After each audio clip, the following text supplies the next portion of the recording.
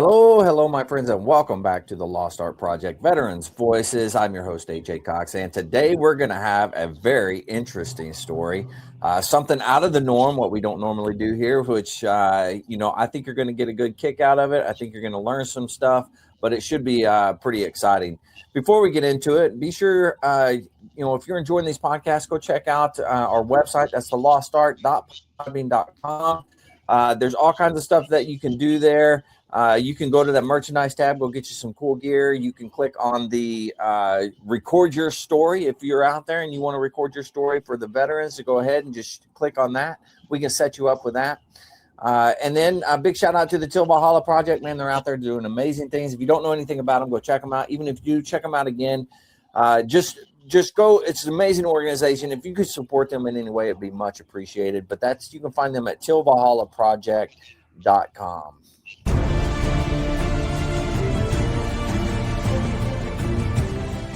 Are you a Marine veteran? Are you missing that bond you had on active duty? Then I have a place for you. Join the only congressionally chartered Marine Corps Veteran Service Organization, the Marine Corps League. Get that brother and sisterhood back in your life. Become one of the fewer, the prouder, a Marine Corps League member. I think I'm interested. So I talked to my wife. I said, I'm thinking about maybe applying with the DEA, and we'll see what happens. And man, I applied, and literally within 5 months, I was getting a phone call. We got an academy date for you. Wow. It went quick.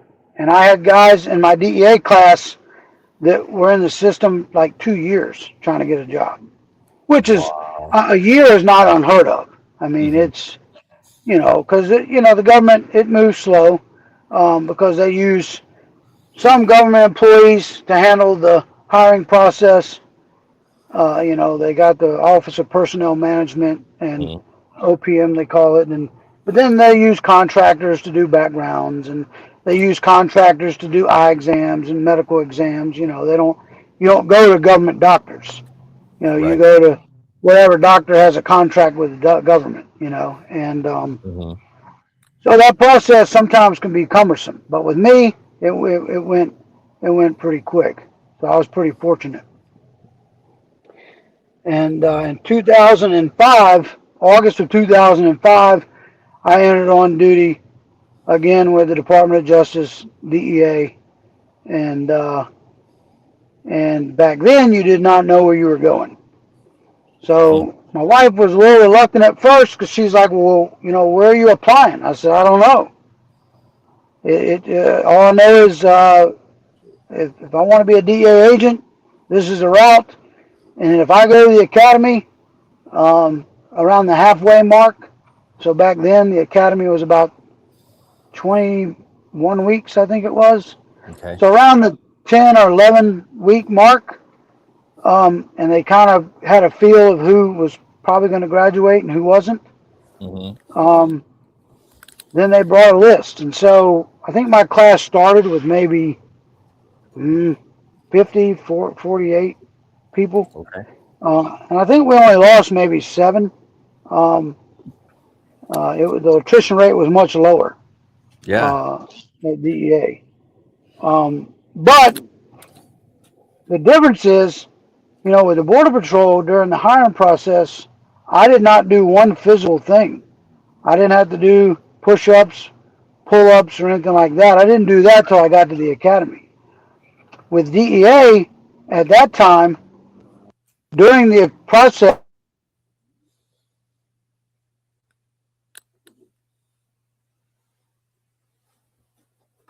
I think I lost you. I'm sorry, I was getting a phone call, so I had to. That's all right. No problem. I apologize. So I in the DEA process, along with your medical and the polygraph and all the different things you had to do, you also had to take a PT test, and you had to score a certain score on it. And then if you didn't get to the academy within 90 days of taking that PT test, you had to take that test again. because your score had to be fresh, so to speak. Right. So that, and again, every agency does things a little different, but that kind of ensured that, at least physically you were ready. You know what I mean? Mm-hmm. Um, I thought it kind of odd, but then once I got hired by the government, that you never shoot before you go to an academy. But I later learned that they teach you how to do that. I guess kind of like in the military, Yeah. they really don't want you knowing how to shoot because Mm-hmm. you sometimes show up with some bad habits, right? Like Yeah. It's easier to teach they'll somebody that doesn't know how to shoot than somebody that has bad habits. absolutely. So instead of trying to use Kentucky windage, you know, they they teach you the good bare bones way, Mm. the nomenclature of whatever system you're using, and then how to handle it and clean it, obviously, and manipulate it and make it safe and then make it hot standby, and then obviously use it, and become proficient with it. Yeah. But anyway, DEA, I get to the academy. I get to week 10, and I think there was maybe 42 of us left, or 5 of us. I don't remember the number. And then they bring you a list of 40 openings on a Friday. Hmm. And they tell us, here's your list, here's your class.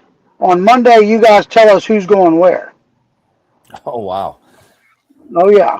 Oh, yeah. And you can imagine people are starting to make phone calls to the families and the girlfriends and the wives and Mm-hmm. then there's negotiations going on amongst the students. I mean, it's a pretty interesting thing. In the FBI, my understanding is very similar. Huh. I think they give them all the offices and tell them to rank them 1 to 50 or something, and Oh, then wow. they however do it. But anyway, the only reason I know is so the DEA Academy is at Quantico, so we're co-located with Okay. FBI on the other side of the Marine base. Right. So on Yeah. one side is Quantico, and on the other side is DEA and FBI. And so yeah, so I end up going there, and so I obviously put in.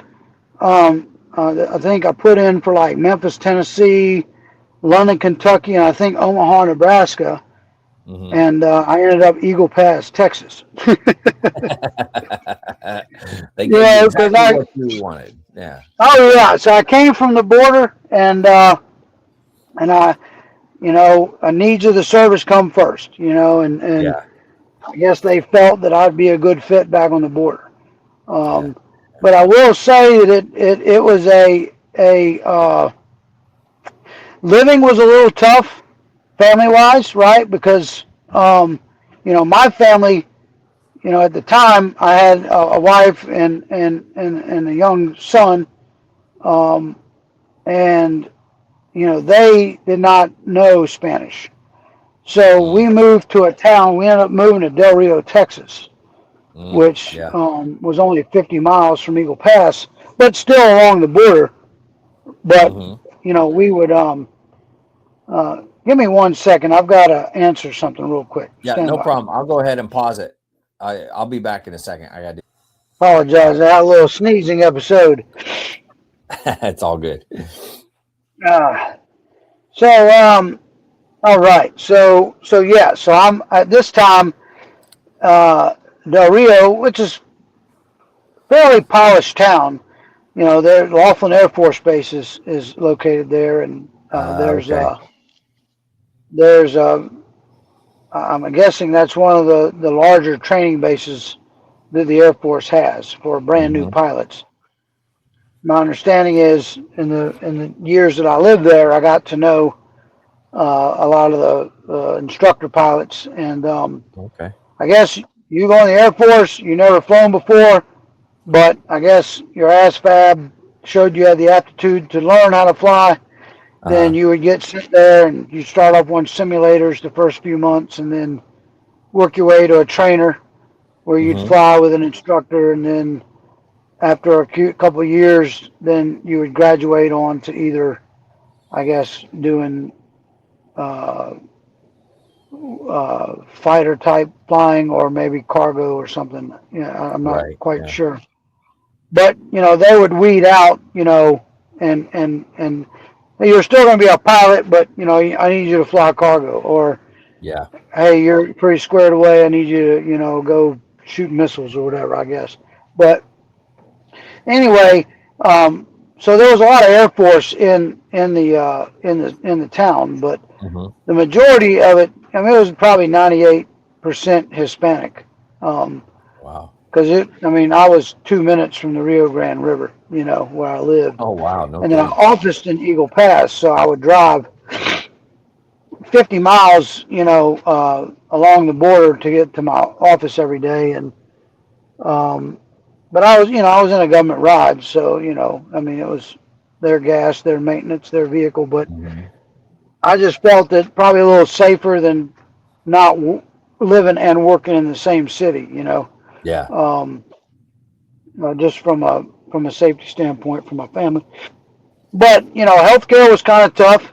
The kid get a fever, you'd call and they're like, "Oh, we can see him in 2 weeks." Oh, So jeez. um, eventually we got to meet a doctor that actually had a clinic on the north side and down in Mexico, and I could call him and he would meet me down. I'd drive down to Mexico, and they would give us the antibiotics or whatever it is we needed, and Yeah. um, so we got to work that out. And then of course the schooling is a little tough, Hmm. um, being that most people's first language was Spanish, and so my son had to.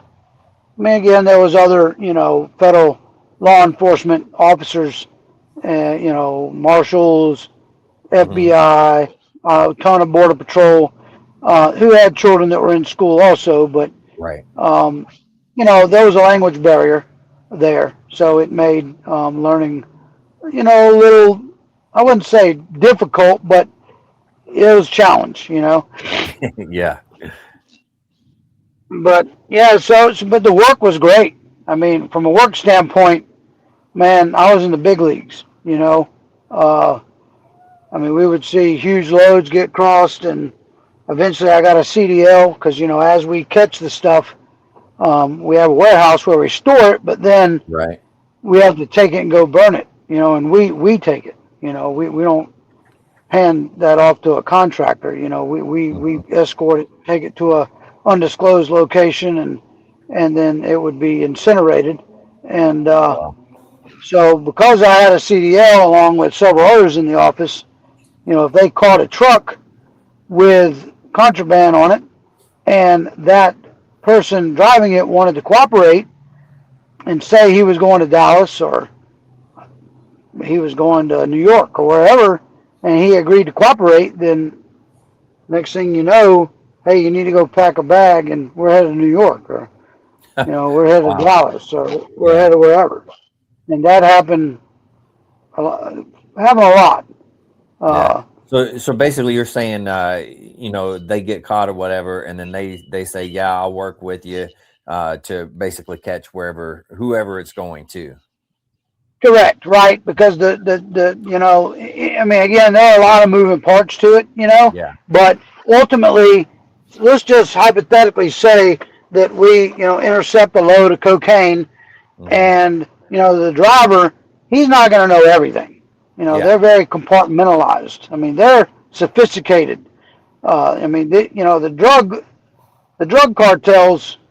I mean, hell, Chapo Guzman at one point was on the Forbes list. Oh, And wow. of course, there's no way to know what he's worth because Hmm. he doesn't file a tax return. You know what I mean? But Yeah. it's in the billions. You know what I'm saying?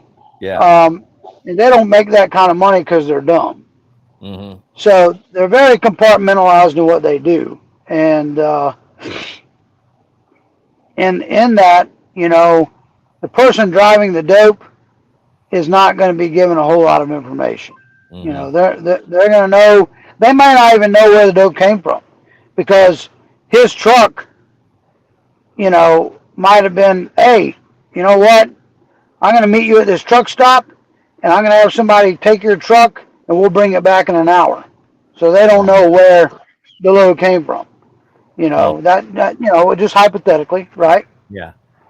And then, hey, well, where are you taking it? Man, I don't know. I'm supposed to go to. A lot of times he'll get a phone call or she will get a phone call every couple hours, and so they're basically time stamping how the trip's going, right? Uh, yeah, I'm at mile marker whatever. I'm in Oklahoma. I'm at mile marker whatever. I'm in Iowa, whatever. Mm-hmm. And then when it gets close to the destination, then he would get a phone call and say, okay, meet at this Walmart parking lot or meet at this warehouse or whatever. Right. And then it might be, hey, when you get there, somebody's going to take your vehicle and then bring it back to you. So he doesn't know where the dope's actually being stashed. So, it's a cat and mouse game. And then we, the good guys, depending on what information we know, then, we would act as the driver, Mm-hmm. and maybe even we ride with the driver as a team driver, or whatever. But, so got to do, this kid from Mobile got to do some cool stuff. Yeah. For sure. And then, so you're doing a little undercover role. And of course, not being a full blown truck driver, you're interviewing we go, there are some trucking companies out there, I won't name them, that offer free driving lessons to law enforcement. Oh, wow. And so what they do is I don't know if you've ever experienced people that when you go to learn how to drive a truck, you go to a school. Mm-hmm. And it lasts a couple weeks, and you start off in a classroom learning about the truck. Mm-hmm. And just like getting your driver's license, you go down and you take a test to get your permit, so that you can drive with a licensed CDL driver in a truck with you. And then you learn the basics, how to back, how to go forward, how to hook up the trailer, how to disconnect the trailer, how to go through the gears. Back then there was no automatics. Now I think there's a bunch of automatic CDL trucks, but Really? Wow. Oh yeah. That's and the funny thing is it's really opened up the application pool for trucking companies. So AJ, next time you're on the highway, I want you to pay attention to these 18-wheelers. I want you to see how many females are driving these trucks. Oh yeah, there's a lot more nowadays. Well, it's because they're automatic. Now look, I'm not trying to take away from those ladies out there that know how to drive a 10-speed, but driving a 10-speed is a lot of work.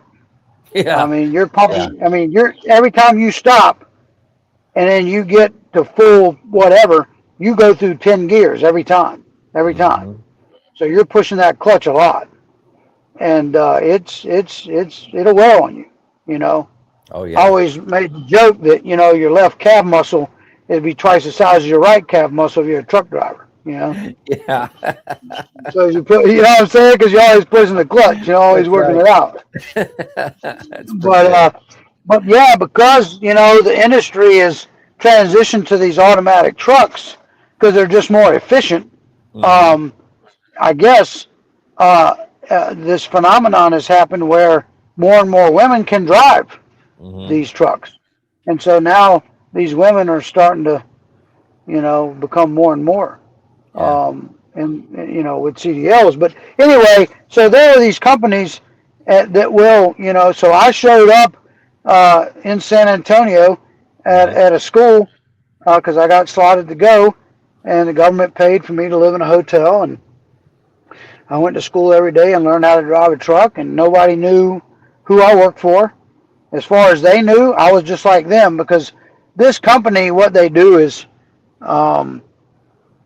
they recruit drivers, and then you go to work for the company, and then they take a portion of your check every week or 2 weeks or whatever, and say it costs $4,000 to go to trucking school, then maybe over the course of 2 years they take a little bit out of your check as you work for them. See. Yeah. And you got to give them 2 years, like you sign a contract that you'll work for them for 2 years. Yeah. And if you quit, then I guess you owe the balance of whatever for trucking school. Mm-hmm. And so as far as they knew, I was just like them. I was just somebody else that was learning how to drive a truck to go to work for the company. Right. And then when you finish, you go back to your office, and so you don't drive a truck a lot. Mm-hmm. And so as we would get these loads that we would intercept, and we'd take these long journeys with them doing these controlled deliveries, I would talk to the driver. I mean, if he's cooperating with us from that standpoint, then, I'd say, hey, dude, tell me how your world works. Bill of ladings and driving the truck. Because if you work in an undercover role and you get introduced as a truck driver, they're going to ask you questions. Yeah. And want to know if you know your craft. You know what I mean? Oh yeah, very true. So you Yeah. got to know the difference between, dry van, reefer. Reefers are shorter than dry vans typically. Mm-hmm. You got to know that, do you lump your own load or do you pay somebody to unload it when you pull up to a dock? Little things like that. Right. So got to learn how to drive a truck. That was kind of cool, DEA. Um, and then, of course, a lot of our people in Eagle Pass spoke Spanish, so did a ton of interviews in Spanish. Yeah. And they were much more in depth. Mm-hmm. So now you're trying to build cases against organizations. Mm. And, yep. And so, so I did that until 2012 and got to go to a lot of schools. Went to firearms school, so I'm Nice. a firearms instructor. I Mm-hmm. got to go to EMT school, so I'm an Oh EMT. wow. And got to, I'm a member of the SRT team in New Orleans Field Division. Okay. So I'm one of the older cats. I'm probably the oldest on the team, but I bring the kind of the EMT skill. They let the young guys do all they get to eat the meat, and go through the Yeah. doors, and from time to time, I mean, I train with them, and I know the tactics and everything, but Right. so I still do that, and then there's other like the Border Patrol that has different units you can go to. Mm-hmm. In DEA, we have different collaterals, I guess. That I'm a Oh, okay. what they call a trauma team member. So if something bad happens to an agent or one of the family members, or task force officer, we have a lot of Mm-hmm. state and locals that are assigned to our groups. Oh, I And see. somebody Yeah. gets in a shooting or a bad wreck, or God forbid, one of their children get in an accident, then we DEA send people out and hey, I mean, AJ, something is what you think is trivial as, hey, do you need me to cut your grass? Oh Because yeah. your Yeah. Yeah. your Yeah. daughter got in a wreck and now you're in the hospital every day by her bedside, you know, Mm-hmm. trying to pray her through this process. Hey, you need me to let your dog out every day, Mm-hmm. and feed your pups. Do you need me to go to the grocery store for you? Um, hey, do you Yeah, need me to that's take your awesome. car to get an oil change? You know what I mean? Mm-hmm. So we have a program called TTM, or Trauma Team Member. We have Trauma Team, and we do things like that. That And is then awesome. sometimes um, it may be that we have to go and tell a spouse, hey, your husband's been killed in the line of duty or something. Right. Um, but yeah, so we have that, and we pick um, people, or you get voluntold by management. However, there's different ways that you end up becoming a TTM member, but Yeah.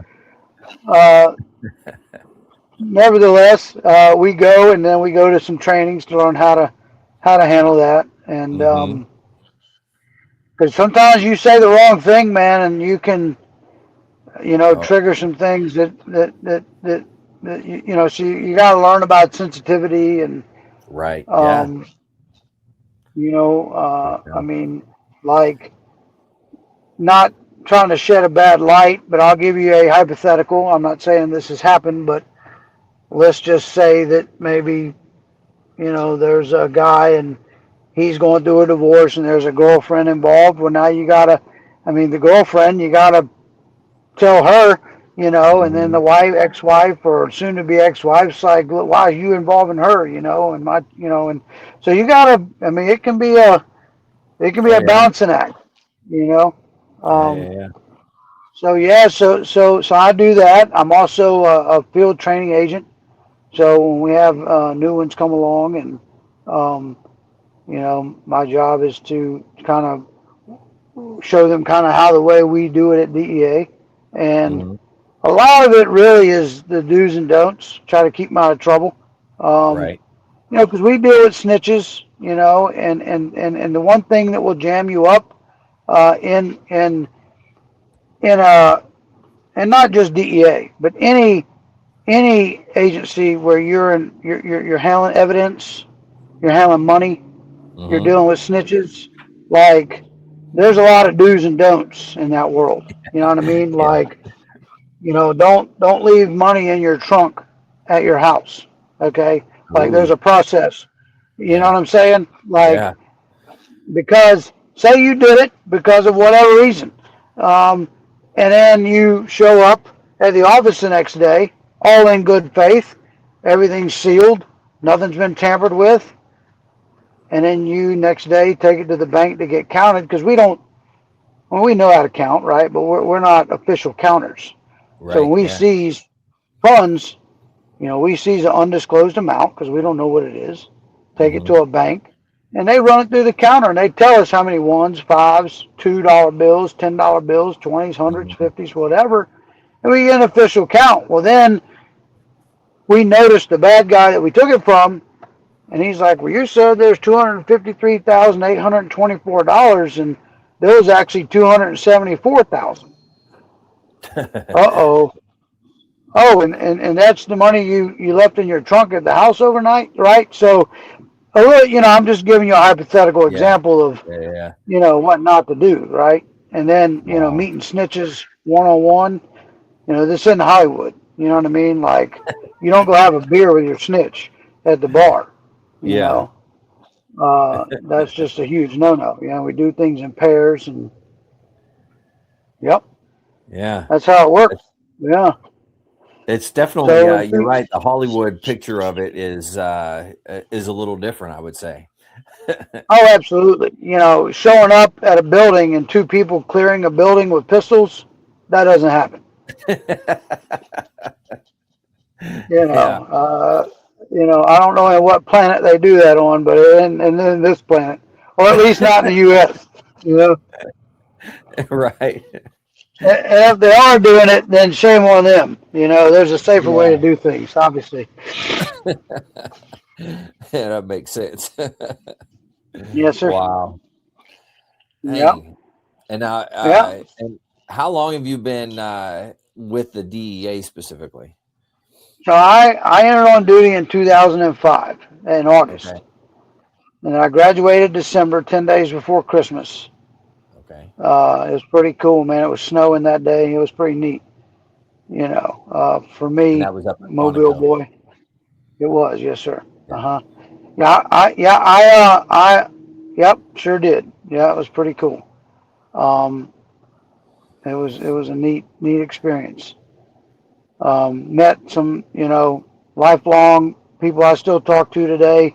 And the difference is, the Border Patrol, they're located in some other countries, but not that much. The Hmm. DEA, I think we probably, and I may be misspeaking, but I think we're located in more foreign countries than any other alphabet. Really? Maybe Wow. outside the State Department and maybe the CIA. Yeah, I Hmm. mean, if I'm not mistaken, we're in about 68 countries, Wow.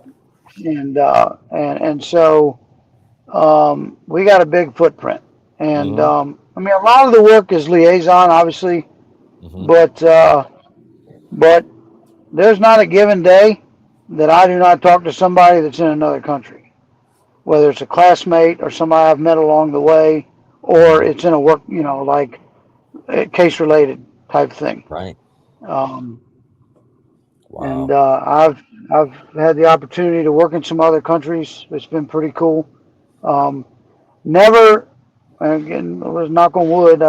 I say knock on wood. Career's not over yet. I still Hmm. have a few more left in me, a few more years.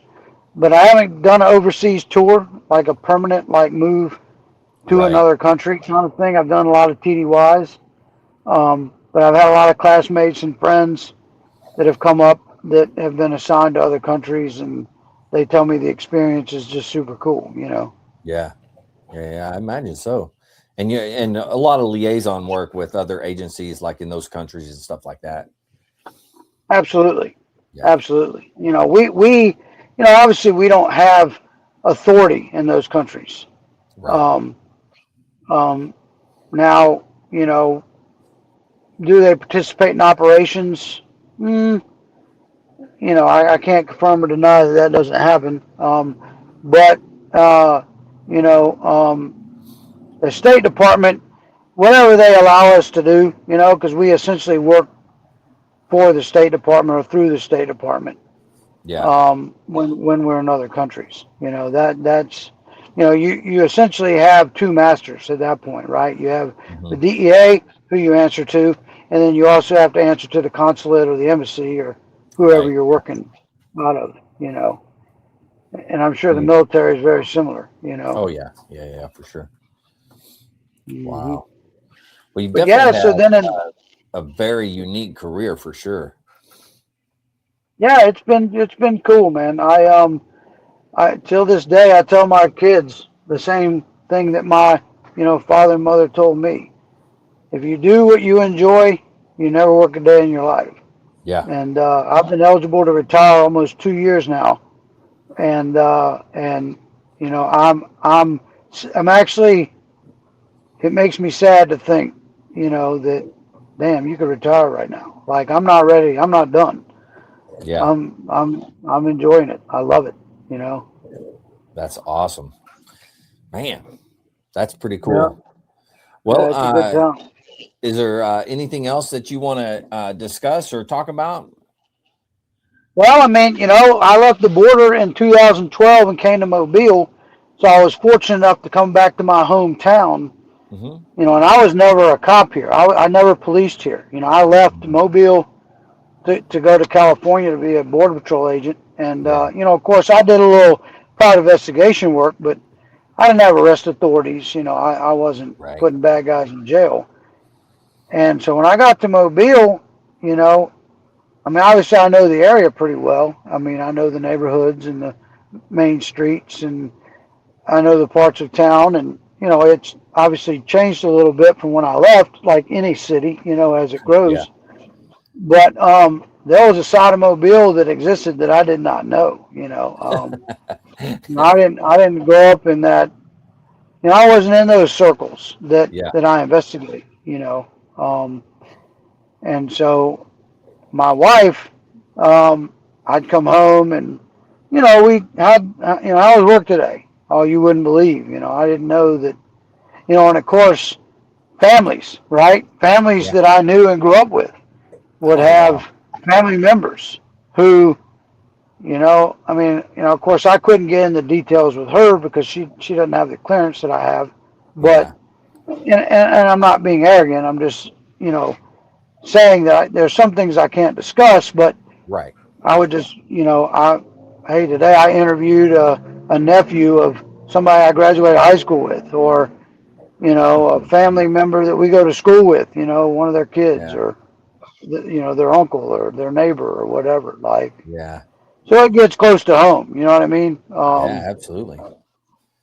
Wow. Working. There was a time we had an administrator prior to the administrator that we were under when I got hired. Because believe it or not, I went to a job fair for the DEA in like 1995, Uh huh. and I drove, and then they had like a hiring blitz, I guess you'd call it.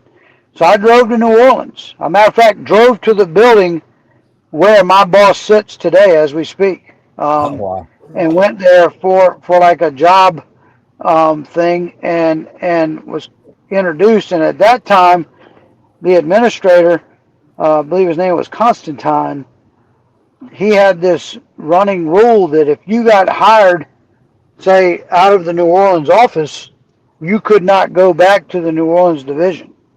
Oh, wow. Because you could not work in an area where you were from in case you had to do undercover, or you weren't burdened with having to interview somebody you went to church with, relative, or somebody you went to high Yeah. school with.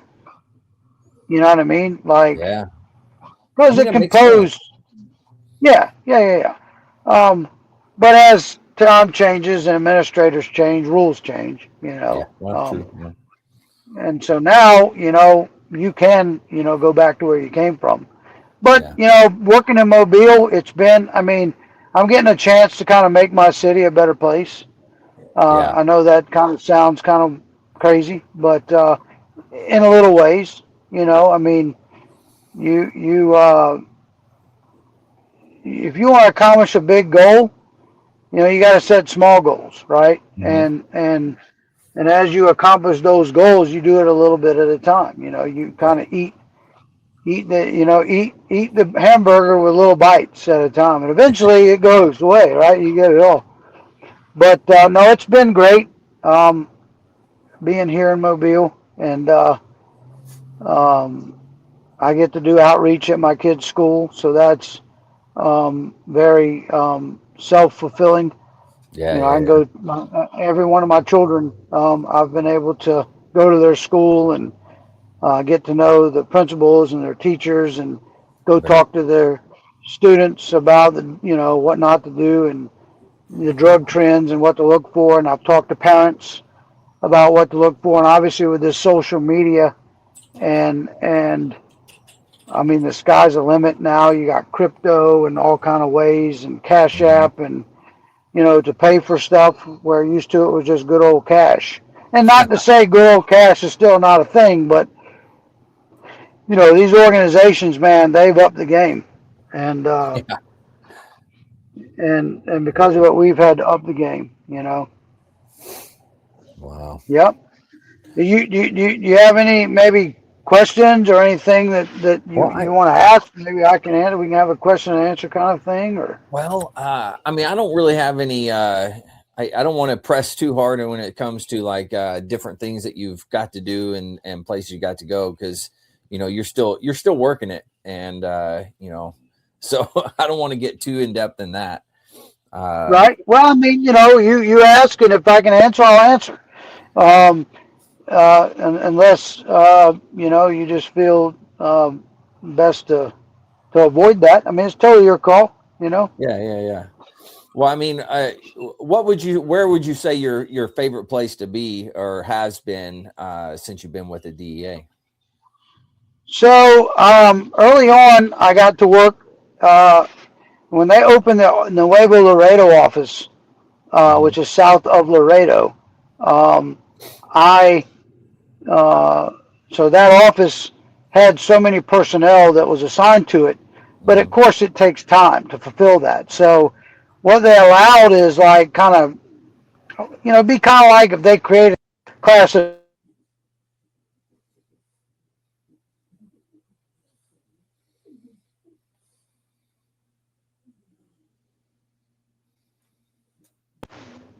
Are you there? Sorry. Yeah, I'm here. Oh, it's all I had good. a phone call come through, and I interrupted. But anyway, kind of like if a school created a new class and they didn't have a full-time teacher yet, they bring in substitute teachers.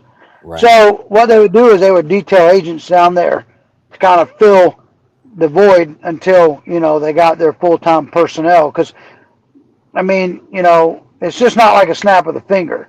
Hmm. If you get slotted to go overseas, number one, is there a language barrier? If there is, now you got to go to language school. So if you get picked to go, it might be 9 months before you show up, and then Oh, they go wow. through like kind of do's and don'ts of living in a foreign country. Hmm. There's a school you go through to kind of teach you and your family how to transition living in another country. because Yeah. everything's different, to include maybe even the plug you plug your TV into, right? Like everything's Right. Yeah, different. that's very Every, true. Yeah. the water system, the emergency system, everything.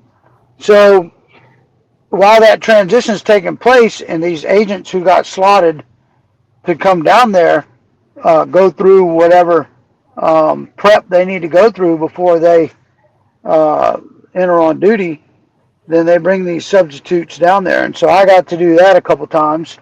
Very And you cool. actually work cases, that was neat. And then Mhm. later in my career, we have an international training unit that is in the Quantico area that goes to other countries and teaches other equivalents to DEA in other countries how to Mhm. do the way we do it, Oh, and wow. so I've got to go down there and teach. I've been to India, I've been to Bangladesh, Oh, wow. um, I've been to Colombia. Um, had some other opportunities that didn't quite come to fruition because of the shutdown. Um, Mm. Because when we're shut down, there's no money, and if Yeah. there's no money, there's no travel. Yeah. I understand that. Yeah. Yeah. Yeah. Yeah, so that's been a cool, thing that you don't expect to come up. And then in the meantime, um, I continue my EMT. Every year I have to go to research stuff, and I've Mhm. gotten a chance to teach some local, police departments and sheriff's offices on when Narcan became a thing. Mm. There was a time when, I don't know if you know this, but in the 70s, 60s, 70s, heroin use has always been a thing, Yeah. or opioids, and Narcan was always available in an ambulance, at an Mhm. emergency room. But because of this new fentanyl crisis that we're dealing with in the U.S., I mean, dude, overdoses have gone through the roof. I Yeah. mean, they've quadrupled, and so now law enforcement entities are starting to carry Narcan, Mhm. and there's more to it than just slamming some Narcan into a person. You gotta, maintain airway. A lot of the Mhm. CPR stuff, basic life Yeah. saving skills, until a higher level of care can show up, or you can get them to a hospital. Right. Yeah. Yeah. Because Yeah. somebody, this stuff's so powerful, and you ingest this stuff, and you got minutes. Mm. It's not like AJ when we were growing up. You whatever, you're at a party or whatever, and hey man, what do you think about this cool whatever, and you take it, and it throws you for a loop, and the next day you wake up feeling like a bag of hammers. But Yeah. nowadays you take one little pill and it could kill you. One pill Yeah. can kill is something that DEA, that's been a mantra we've been pushing for many years, Yeah. because these cartels, and of course a lot of the fentanyl is coming from China, but they're pressing them into pills that are being abused by Americans by, just at a crazy rate. Mhm. They're counterfeiting Xanax, they're counterfeiting Norco and Lortabs, and Wow. things that you get because you had a root canal. Yeah. But it looks like a Lortab, but it's not. It's fentanyl, Mhm. and when there's two or three of them in somebody's hand at a party or at the bar or whatever, at the frat house, Yeah. you don't know. But when we see thousands of them, you look at them and tell they're all fake, Huh. because they don't come from a pharmaceutical grade company that makes them. Right. They got people buying press machines off the internet, off eBay, Mhm. off whatever. And I'm not trying to give eBay a bad rap, but they're buying it off the internet, Yeah. um, and then they're getting fentanyl, and they're getting the binder and the permapress and different stuff, caffeine. They use starches and stuff, and they're pressing their own pills to make them look like a M30, Yeah. Roxycodone or whatever, but it's not. And Wow. it scares me to death, man. If you're a parent, Mhm. uh, and I've seen it, man. I have interviewed families that I knew, families that I've grown up with, who's had a member um, take a pill, and and they end up passing away, and it breaks my heart. It's so again, I get to do the outreach and try to educate, because Nancy Reagan. I don't know if you remember the whole red ribbon thing that she created back in 1988. Um, Actually, because of a DEA agent who got killed, Kiki Camarena Enrique, in 1985. And her idea was that how do we combat the drug cartels, and it's through education, right? Instead of trying to seize all the dope and take all the money, how about we educate the younger to not want this stuff when they get older? Yeah. And DEA and of course uh, law enforcement agencies across the country in October. I mean, it's more of a year-round thing, but you really see it in October because that's when Red Ribbon Week is. And she dedicated a whole week to this guy, Kiki Camarena. I mean, he's a legend in my agency. Yeah. Um, and we push the whole thing about educate, and educate and educate, and you can't overemphasize, because I learned a crazy fact in my career, AJ. Hmm. The United States makes up, well, what, 365 million, plus or minus. Yeah. Well, we make up 5% of the world's population, Hmm. but we consume about 50% of the world's dope. Wow. Oh yeah, oh yeah. Holy cow. And that's why, I mean, and think about it. Our dollar's strong.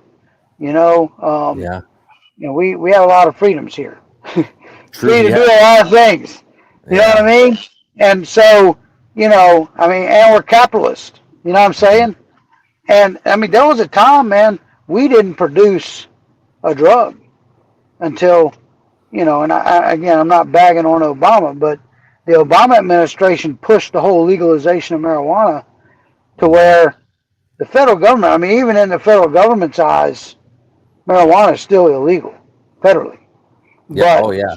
Yeah. Yeah. but since the push, hell, over half the states have some legal form, whether it's medicinally or recreationally, a form of using THC, which is ultimately the active ingredient that gets you the high that comes from marijuana. Right. And because of that, now we are a producer. I mean, all these, pot farms Hmm. and dispensaries popped up, West Coast mainly, right? Like Oh Washington yeah. State, Oregon, Nevada, California, Oklahoma there lately. Colorado. Absolutely.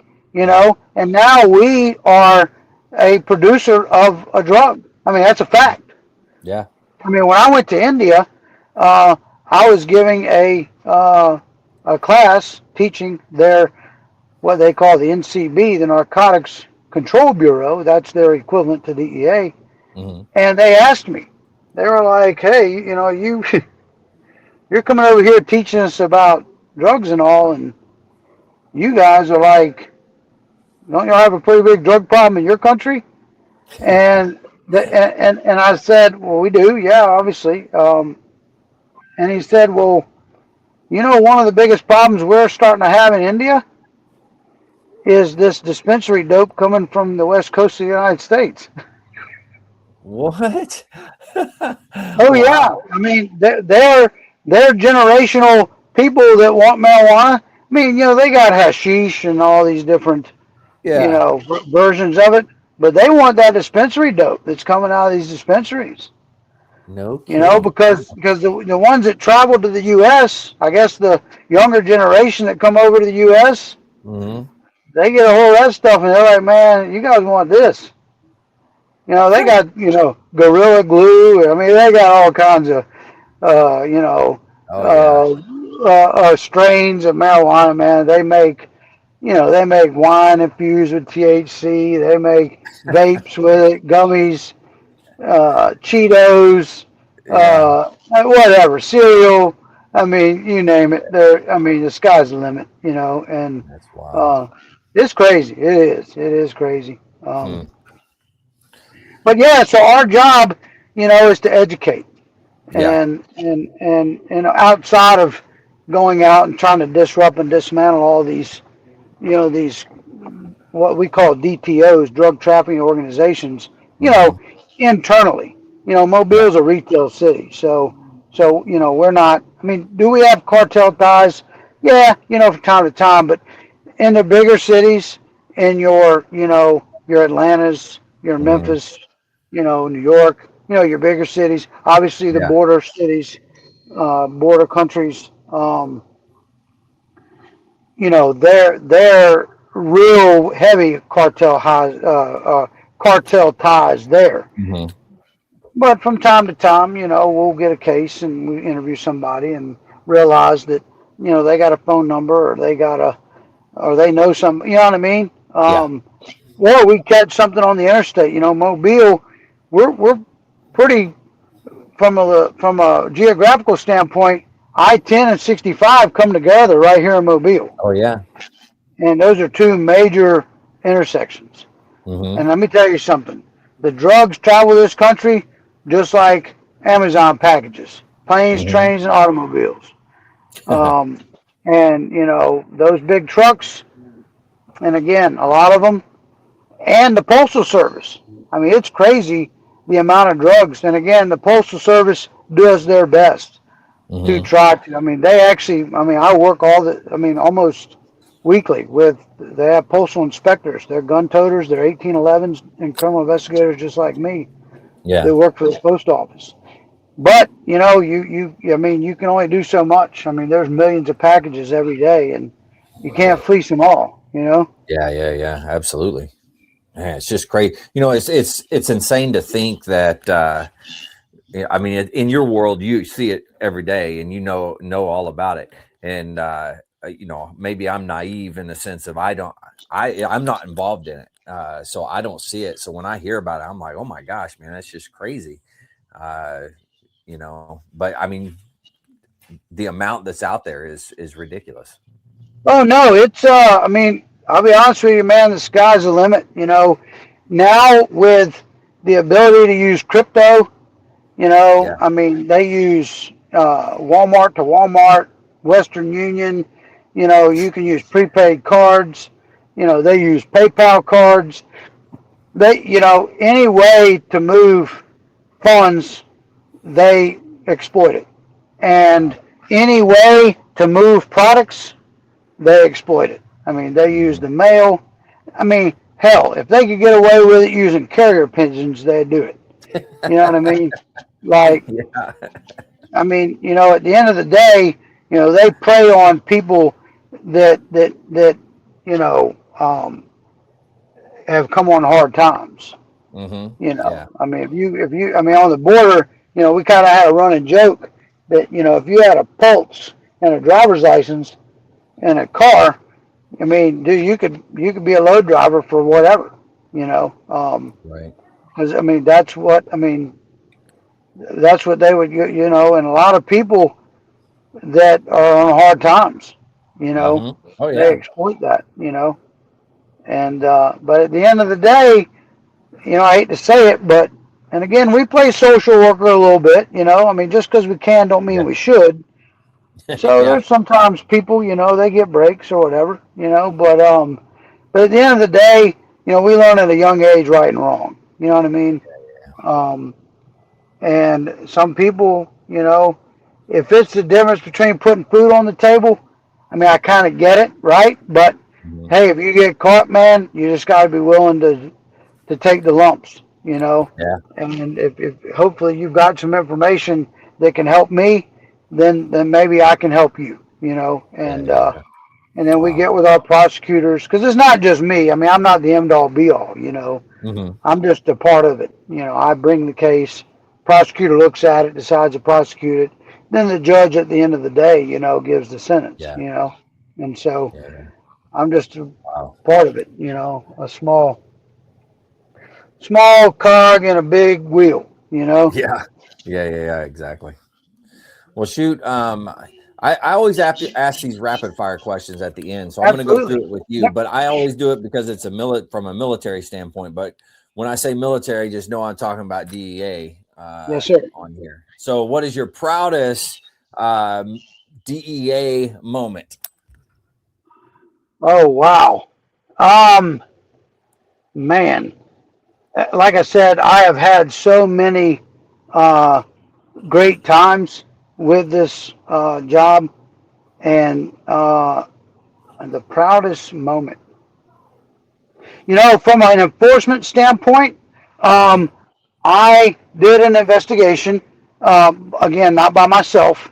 I did a wiretap back in 19, and it kind of went through COVID when COVID first started Yeah. in Mobile. That was a what we call community impact case. Okay, so we'll exploit, and when I say wiretap, obviously you'd think we're listening to phones, Mm-hmm. but um, in this case we were, but there are, the you can do a lot of different things with the Title III law. But anyway, I exploited some phones of a organization that was in Mobile, and it all came from a case where we had a rash of overdoses in Mobile. Mm. And what we didn't know is we had a little heroin community in Mobile. Heroin's, thank God, not a major problem in Mobile. It is a problem, but there are some areas of the country that are just heroin's through the roof. You know what I mean? Yeah. Yeah. Um, Yeah. but in Mobile, not so much. But we did have, so when fentanyl first hit the scene, these heroin addicts, they're used to doing, when they do dope, they do it in points, right? So Mm-hmm. when I say points, let me kind of clarify that. So a gram of dope, let's say you took a sugar pack, busted it open, sprinkled it out.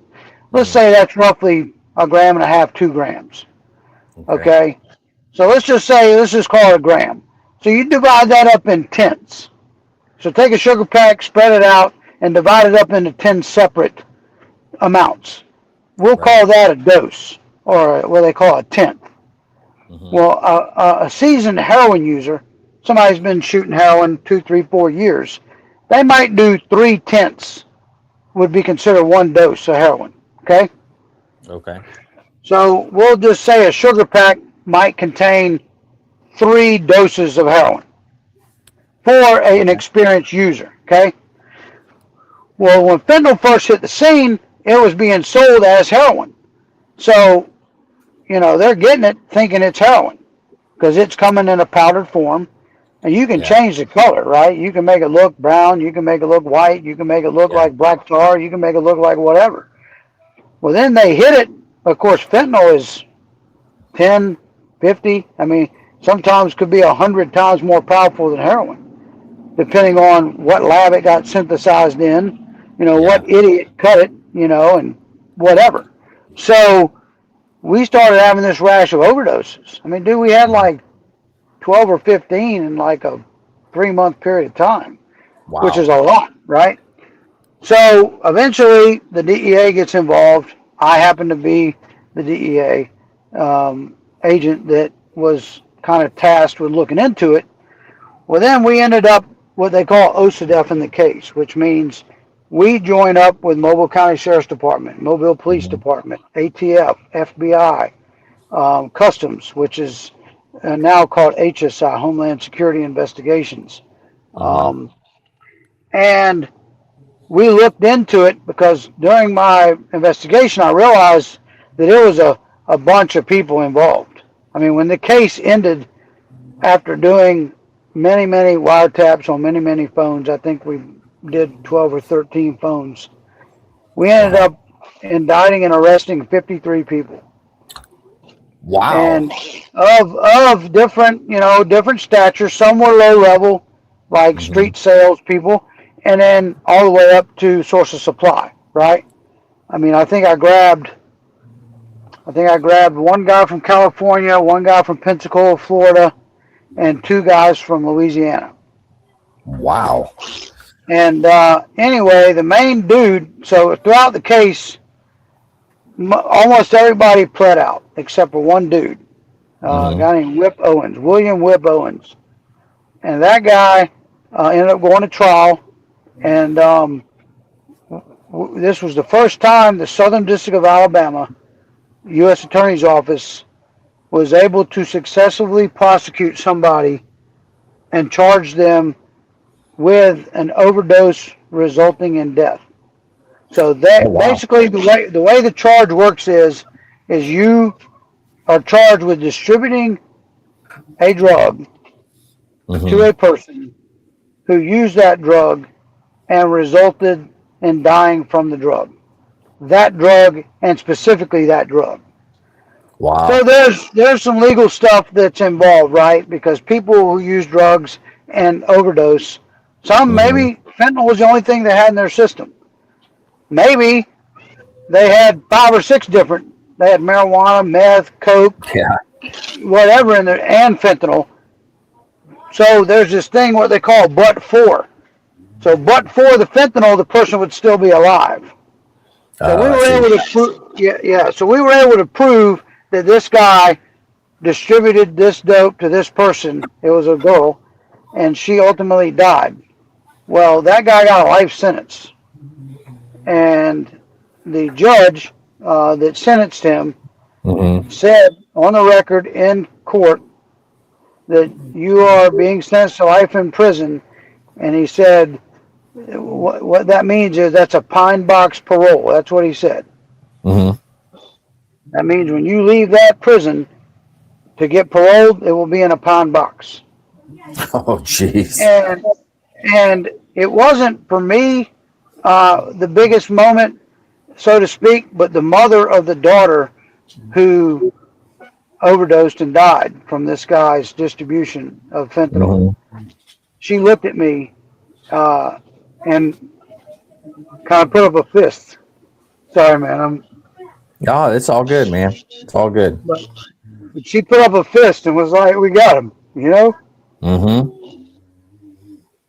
Wow. So yeah, I mean that I felt like all the hours I put in, like, really paid off. You know what I mean? Yeah, absolutely. Wow. So anyway, I'm sorry for the long answer for your question, but no, that was good. That was good. Thank you. All right. But yeah, I mean, she was like, "We got him," you know, like, thank you. Like, my daughter didn't die and for no reason. You know what I mean? Right. Like, yeah. You know, some good can come from it. You know, and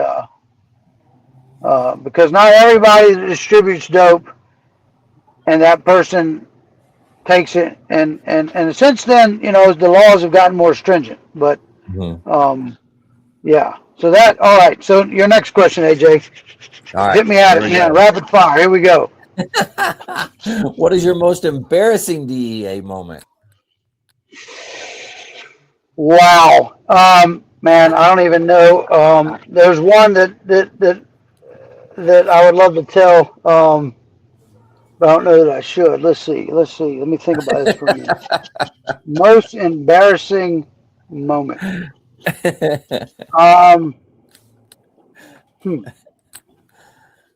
All right, you have to give me a second and think about this. No problem. Because there's a lot. I'm sure, like in the military, where we're busting each other's chops, kind of thing.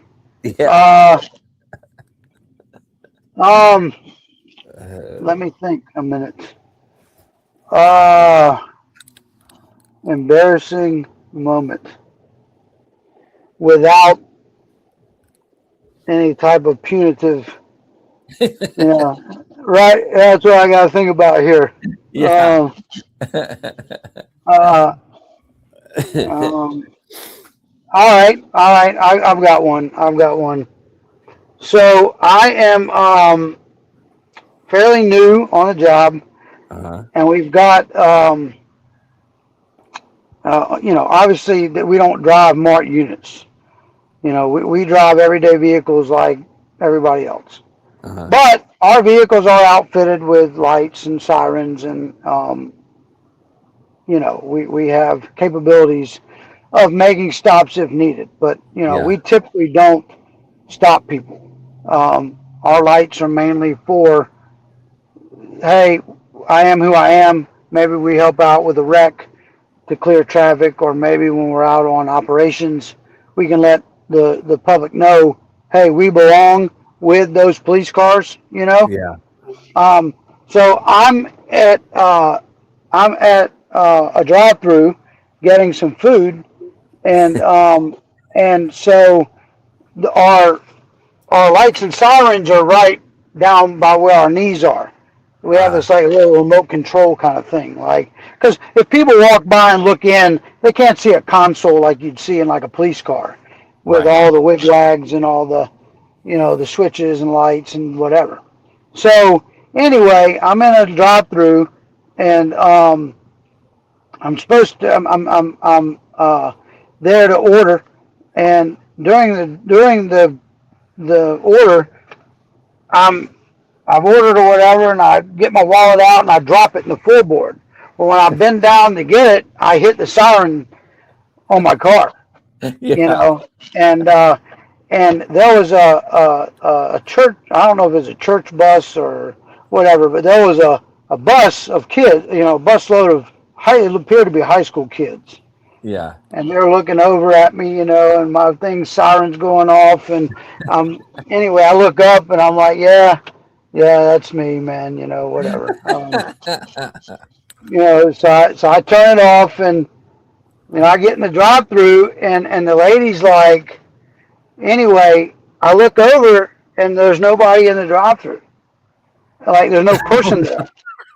And so I'm waiting for a second, and all of a sudden I see this head pop up, and the lady looks, and she's like, "Is the police out there? Are the police here?" And I'm like, "What do you mean?" She goes, "I heard sirens," and so they ducked. So everybody like hit the deck inside the fast food place. I was like, "No, that was me. I apologize, man. I dropped my wallet in the floorboard." That's pretty good. I like But that. those kind of stupid things happen, man. I mean, it's just the way it goes. And yeah. So that was one moment. Um, I did have a friend. This didn't happen to me, but I did have a friend who was buckling his seatbelt, and he was in the duty belt, and ended Yeah. up deploying his OC in the in Oh the no. when he went to go do his seatbelt, Oh, and so the inside of the cab, gets all aerosoled with OC, and of course eyes are burning, and the mucus, and you're snotting and all that, and he's like already en route going down the road trying to, and so we got to pull over and open the windows and get out of the car, and like a fire drill. he Um, created his own gas chamber. well, I learned from other people's mistakes to go ahead and do your seatbelt before you get mobile. Yeah. Yeah. Yeah. Yeah. Yeah. Oh yeah. All All right. Here right. we So go. rapid fire number 3. All right. What is one lesson or skill that you learned that you still use today? Uh, man. So when I go into a restaurant, Hmm. I never have my back to the door ever, ever. Hmm. My wife and kids, um, certain thing, and also I'm always on the outside. When I Hmm. walk down the street with my family, I'm on the roadside of a Yeah. sidewalk. Um, but yeah, I never turn my back to the door. I'm always seeing who's coming through the door. So I always sit in the back, being able to see who's coming inside that establishment. And we have kind of a code word as a family, Hmm. and also we know where to meet, right? Like, Oh, right. and Yeah. that's just OPSEC for the family. Um, and my kids, I'm like, even if you don't have a weapon, you can still put yourself in a tactical advantage by Yeah. being able to see what's coming through the door. And now Hmm. you can know, where to hide if you need to hide, um, stuff like that. And I'm also being the EMT looking for AEDs. because they're everywhere now. Because you can use the pads for occlusive dressings if you Oh need yeah. to, and obviously you can use it to resuscitate, an individual, and that cuts down on CPR, man, because that's a taxing thing is CPR. Um, yes, sir. Yeah, Yeah, so that's so true. just being aware, man, of your surroundings, being aware, but my back's never to the door when I go in a restaurant, Yeah, I like it. or a little snow cone shop or ice cream joint or whatever. Hmm. Yeah, that makes Hmm. sense. Yes, All right, sir. here we go.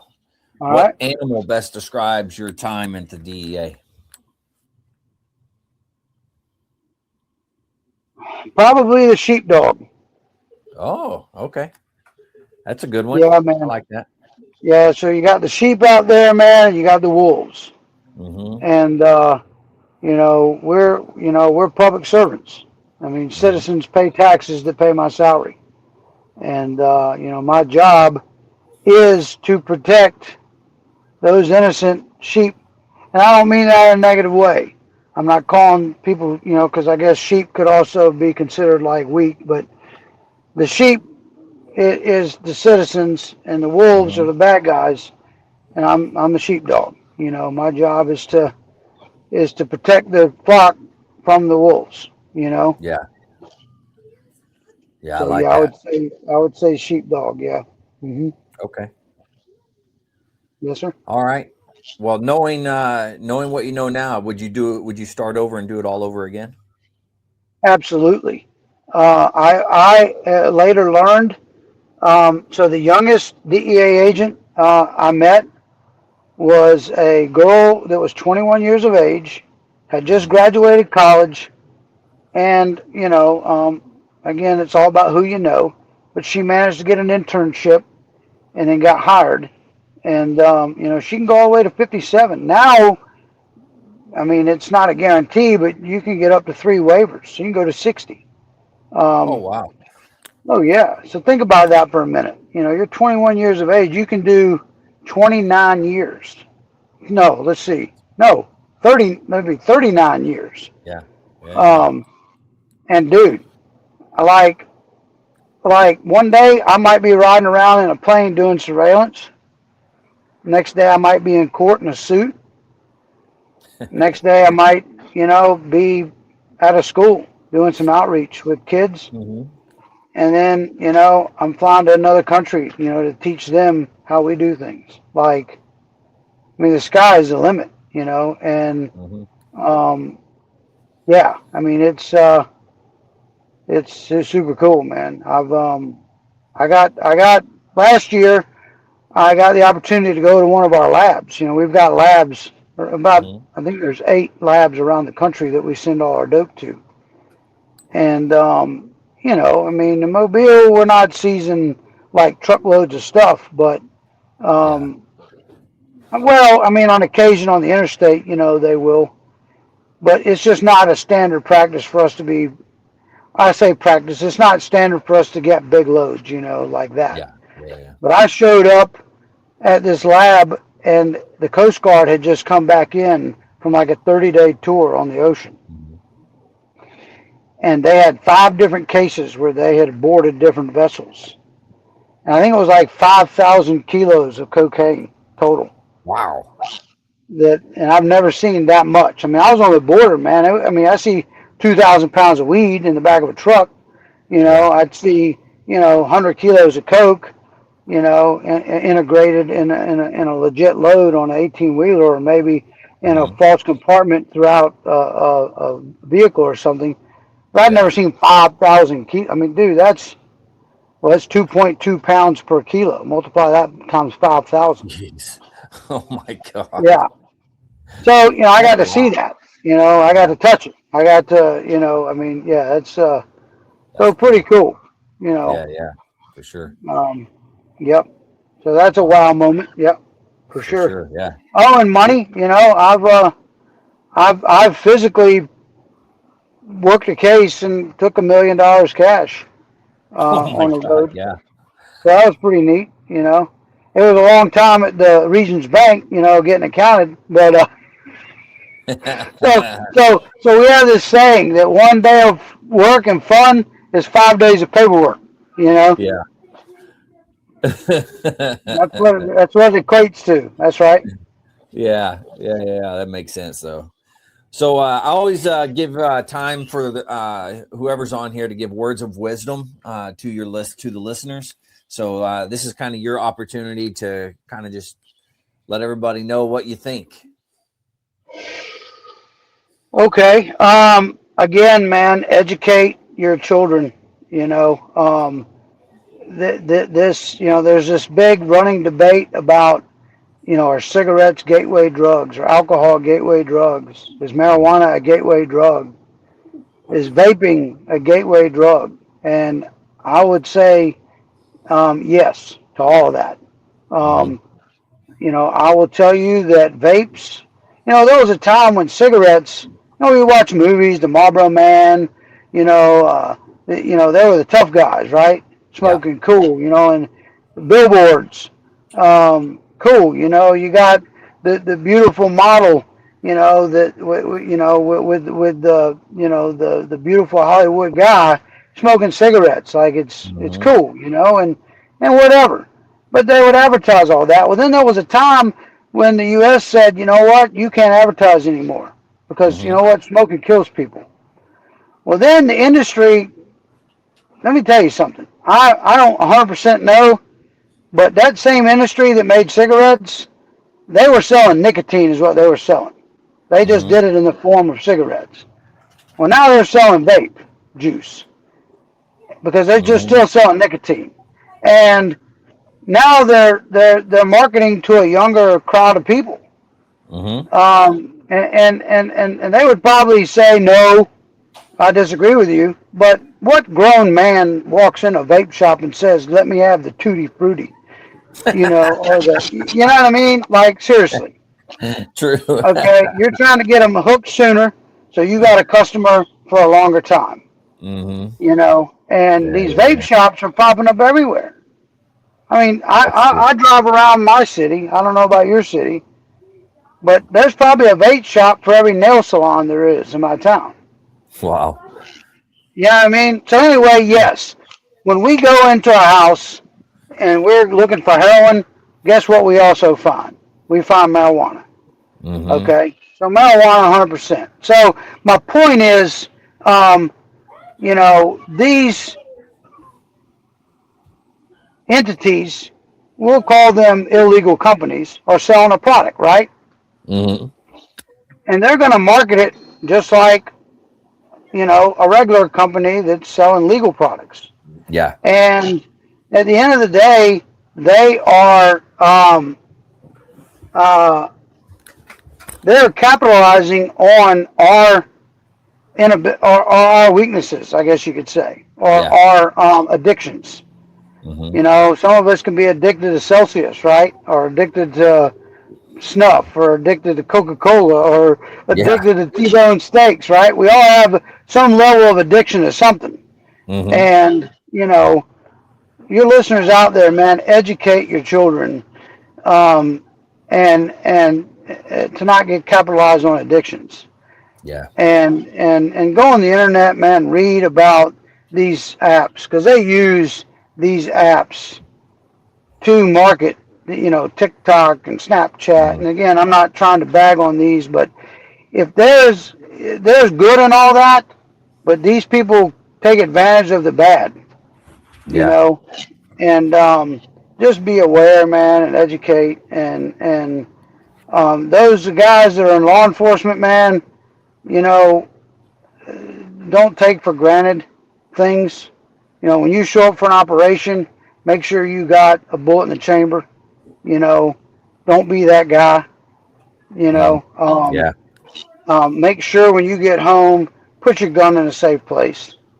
I mean, a dear friend of mine in the Border Patrol, his child, young, not knowing any better, he's long day, pistol, loaded, out, shot himself with his service pistol, man. And, so all I'm saying is that stuff's real. And it's not real till it happens to you, right? Or somebody you Mm-hmm. love or you know. And so, just, man, like, educate, be aware, you know. I mean, it's weird. My wife, she's like, dude, you're always amped up and always like, but I'm just trying to look for things that don't fit, man. It's always, everywhere I go is a puzzle. And if I Yeah. see a piece that doesn't fit, it's going to get my attention, you Mm-hmm. know.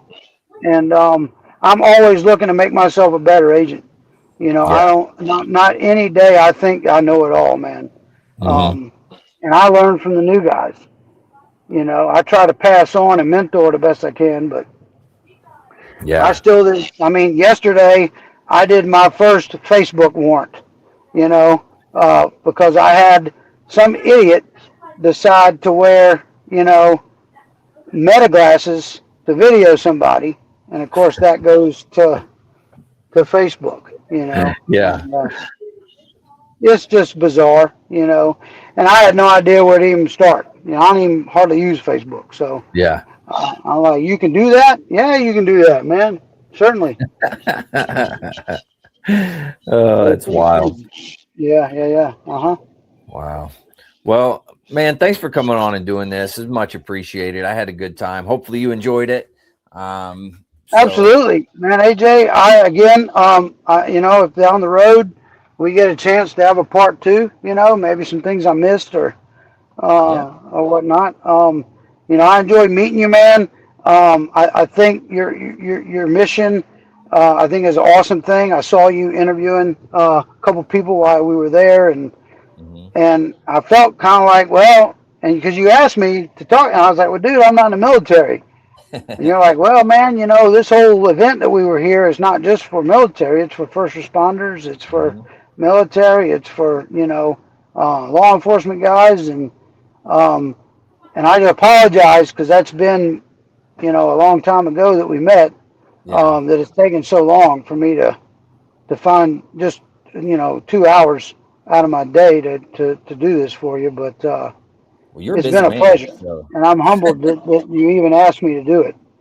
well, Um, I thank you for coming on. I mean, it's good to see kind of the other side in a sense, right? I get all the military stories and stuff, and I don't really get a lot of the other side of the first responders and things like that. So it's cool to get that. yes, sir. Yes, sir. Yeah. And But maybe I'll see you again in another event. yeah, absolutely. And you know how to reach out, but Yes, sir. you got my info. Um, Absolutely. I was in the podcast talking about suicide and ways to get help. So I'll do the same thing this go around as well. So if you're out there, you're struggling, need help, don't forget you can dial 988, press option 1. You can always text 838-255 or go to veteranscrisisline.net, click on the chat icon. Any of those options will put you in contact with somebody that can help you out. But remember, one life lost is one too many. I care about you. I know this guy here cares about you. Everybody cares about you, so please reach out for help. And if you're out there, you're not struggling, reach out to the people that are close to you. Ask them how they're doing. If they need that helping hand, please give it to them. All right. One last time, man. Thanks for coming on and doing this. Don't hang up on me when I do this outro video Yeah. thing, but I got one last thing I'd like to say, yeah, go ahead. to your suicide shout out. Look, I've learned and I've had brothers of mine take their lives, and it's a permanent solution to a temporary problem. Mm-hmm. Being a TTM or a trauma team member, we've had to respond to some stuff like that, and no problem. Just think, whatever problem you're dealing with, somebody else has dealt with it, man.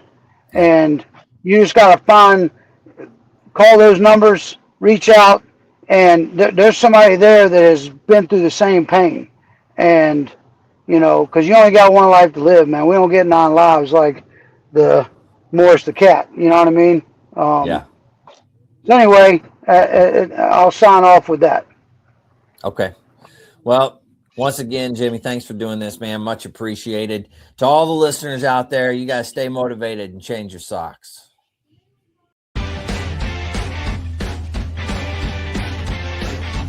No more 22. On to the journey and finish the fight.